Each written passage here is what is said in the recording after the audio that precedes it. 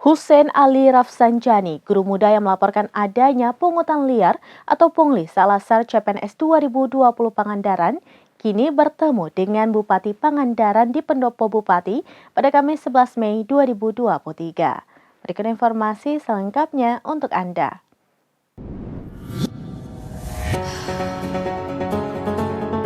Pertemuan yang berlangsung sekitar 1 jam itu digelar secara tertutup.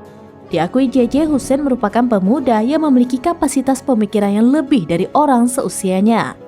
Bahkan JJ Wiradinata menyampaikan bahwa ia dan Hussein juga sudah berbicara dari hati ke hati. Obrolan tersebut diketahui juga berisi mengenai pemikiran dan juga apa yang menjadi ketakutan Hussein selama ini.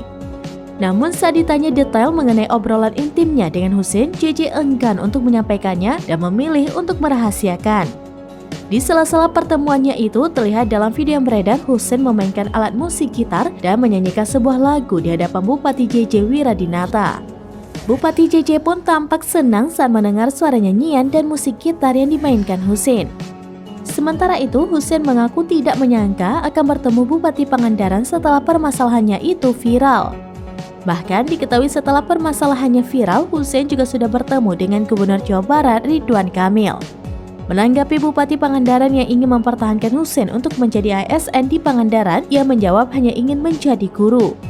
Namun soal adanya tawaran dari Gubernur Ridwan Kamil untuk menjadi PNS di Bandung, ia akan mempertimbangkannya. Demikian informasi terkini Syederalun, saksikan terus beragam informasi terkini dan menarik lainnya.